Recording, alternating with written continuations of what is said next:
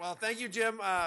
Mr. Rogoff, thank you for your very kind comments. And you waited for Senator Franken to leave, but when you used the mixed marriage metaphor, we'll have to see how he'll evaluate that when he comes back. And sometimes people have called Jim and me Abbott and Costello. I actually prefer Butch and Sundance, but we have been great partners here in this, and it's been our pleasure to work with you, and we got a heck of a lot done. So thank you very, very much.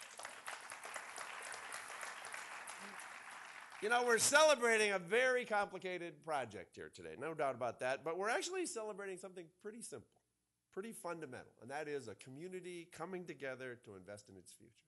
Just that simple.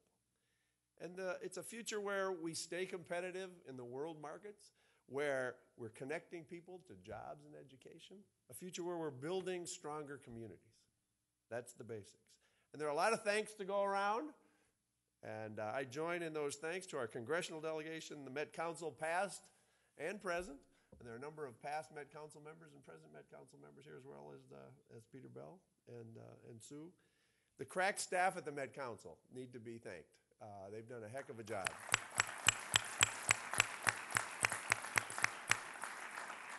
I think some of them thought I had an apartment in St. Paul, too, I think. So. Our partners at the FTA have been terrific. There's no question about that, and we'll continue to work with them. The business community has been strong, but in my role as county commissioner and chair of the county's Transit Improvement Board, I just want to give some recognition to three groups. First would be the community advocates and labor. They have been with us throughout this. They fought hard, and they continue for a good transit system. They continue to fight for it today to make sure we have a good system in the future.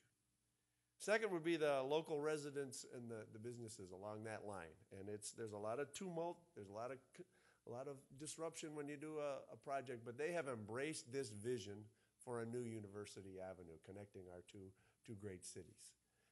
And finally, my colleagues on the 5 county boards will approve the quarter-cent sales tax. There's no central corridor, as Sue said, without the sales tax revenue. Clear majorities on our 5 county boards embraced a regional vision of investment and growth. They overcame the lure, the temptation of parochialism.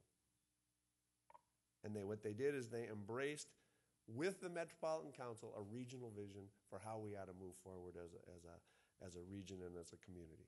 I want to recognize the members of the county's Transit Improvement Board who are here. I don't see anybody from Anoka. I know they had a board meeting this morning. Is there anybody from the Anoka board here?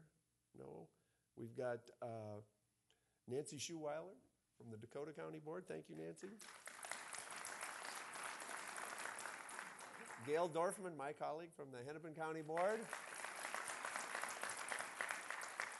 And then Dennis Hagberg from the Washington County Board.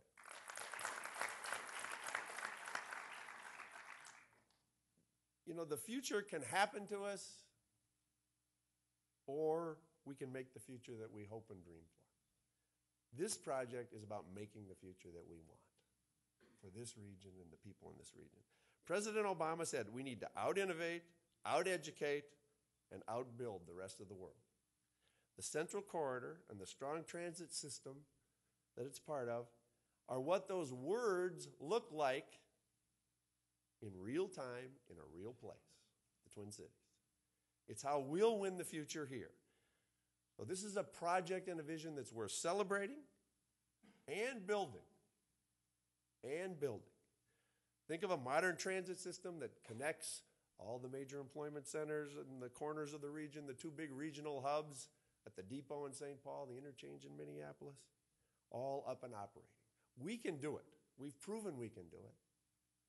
And we should celebrate Central today and get on with building that full system tomorrow. Thank you very much.